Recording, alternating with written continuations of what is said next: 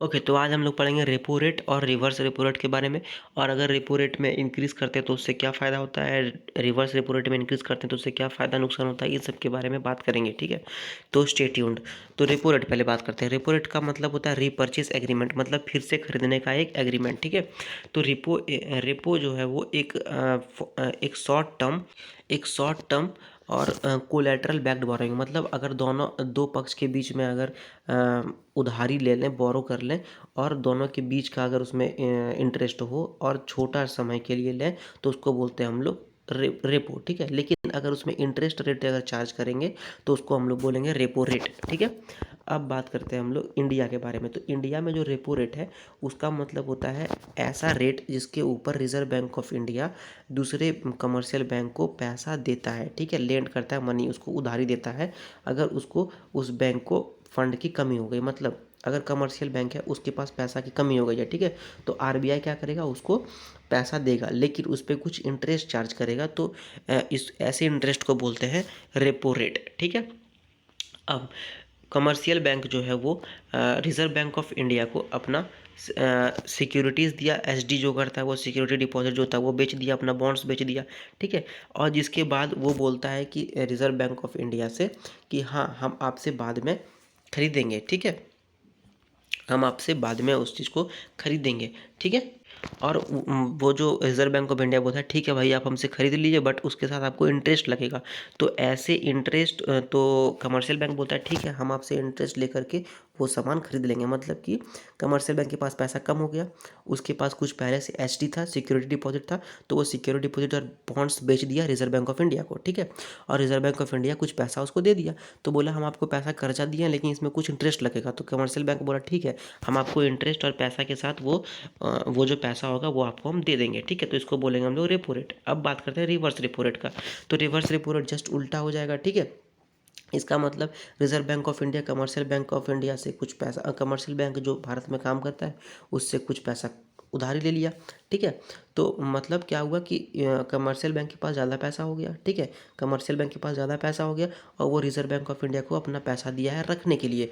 तो अब रखने के लिए पैसा दिया है इसका मतलब क्या हुआ, रिजर्व बैंक ऑफ इंडिया उसको कुछ इंटरेस्ट देगा, तो कुछ इंटरेस्ट देगा तो वो हो गया आपका रिवर्स रेपो रेट, ठीक है। अब देखते हैं अगर इंक्रीज इन रेपो रेट हुआ, मतलब अगर रेपो रेट में बढ़ती हो गया तो क्या होगा इससे कि अगर इंक्रीज़ हो जाएगा रेपो रेट में तो आरबीआई के पास बोरो करने का, तो अगर आरबीआई दूसरे कमर्शियल बैंक को पैसा उधारी देगा तो वो ज़्यादा महंगा हो जाएगा, ठीक है।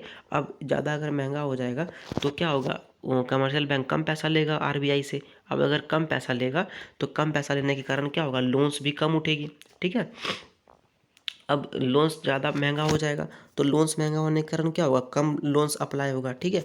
अब कम लोन्स अप्लाई होगा तो इससे क्या होगा, मनी सप्लाई में दिक्कत हो सकता है, ठीक है। और भारत का इकोनॉमिक ग्रोथ में थोड़ा सा कठिनाई हो सकता है। अब अगर बात करते हैं इंक्रीजिंग रिवर्स रेपो रेट, अगर रिवर्स रेपो रेट को बढ़ा दिया जाए तो इससे क्या होगा, कमर्शियल बैंक ज़्यादा पैसा अपना आरबीआई को फटाफट देना शुरू कर देगा, ठीक है। अब इससे क्या होगा, बैंक को समझ में आएगा कि अच्छा हाँ आरबीआई के पास अगर हम पैसा देंगे तो हमको इंटरेस्ट काफ़ी अच्छा मिलेगा।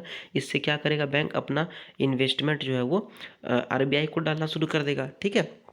तो अब ज़्यादा अगर अपना पैसा वो आरबीआई के साथ डालना शुरू कर देगा तो इससे क्या होगा कि वो जो अपना पैसा लोन्स या कुछ और में देने में सोचता था वो थोड़ा सा कम हो जाएगा। इससे क्या हो सकता है कि इससे जो है लोन लेंडिंग पावर, मतलब अगर पैसा उधारी लेने का जो लोन का पावर था वो थोड़ा सा कम हो सकता है, ठीक है। और ये क्या करेगा, कमर्शियल बैंक अपना सारा पैसा आरबीआई को देना शुरू कर देगा, ठीक है। अब देखते हैं कि अगर रेपो रेट कम हो जाए तो उससे क्या होता है। तो अगर मान ले रेपो रेट कम हो जाएगा तो इससे आरबीआई जो है वो अपना पैसा चीपर रेट में देगा, ठीक है, चीपर रेट में देगा कमर्शियल बैंक को।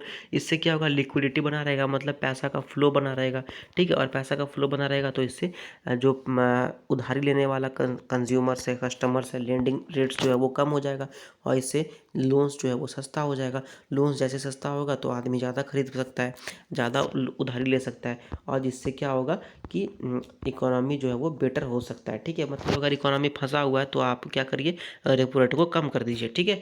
अब देखते हैं रिवर्स रेपो रेट का क्या इम्पैक्ट होता है, रिवर्स रेपो रेट का क्या महत्वपूर्ण रूप से इम्पैक्ट पड़ता है, ठीक है। तो अगर आरबीआई डिसाइड किया कि हाँ हमको रिवर्स रेपो रेट बढ़ाना है, इसका मतलब क्या होगा कि जो कमर्शियल बैंक रिवर्स आरबीआई में अपना पैसा रख रहा था वो कम हो जाएगा, क्योंकि वो देखेगा कि जहाँ तो इंटरेस्ट बड़ा कम मिल रहा है, इससे वो क्या करेगा, अपना पैसा को इन्वेस्ट करेगा, ज़्यादा बढ़िया उसको जहाँ लगेगा वहाँ वो इन्वेस्ट करेगा, जैसे कि स्टॉक मार्केट में या मार्केट्स में, मनी मार्केट में इन्वेस्टमेंट शुरू कर देगा, ठीक है। और जिससे क्या होगा, क्या पैसा का फ्लो ज़्यादा बढ़िया होगा, ज़्यादा बेटर रूप से काम करेगा, और इससे क्या हो सकता है कि इकोनॉमी बेटर स्थिति में आ सकती है, ठीक है। तो हम लोग समझ गए रेपो रेट क्या होता है, रिवर्स रेपो रेट क्या होता है, अगर रेपो रेट को इंक्रीज़ करेंगे तो क्या होगा, अगर रिवर्स रेपो रेट को इंक्रीज़ करेंगे तो क्या होगा, अगर रेपो रेट को कम करेंगे तो क्या होगा, रिवर्स रेपो रेट को कम करेंगे तो क्या होगा। तो इतना सारा चीज़ जानने के बाद अगर ये वीडियो आप यहाँ तक देख चुके हैं तो प्लीज़ इस वीडियो को लाइक कीजिए, इस पर कमेंट कीजिए, कुछ भी अगर पूछना हो तो, या कुछ भी बताना हो तो, या कुछ भी लिखना हो तो कमेंट कीजिए, और इस वीडियो को शेयर कीजिए, और इस चैनल को प्लीज़ प्लीज़ प्लीज़ लाइक कीजिए, सब्सक्राइब कीजिए, ठीक है, और बेल आइकन भी दबा दीजिए। Thank you very much.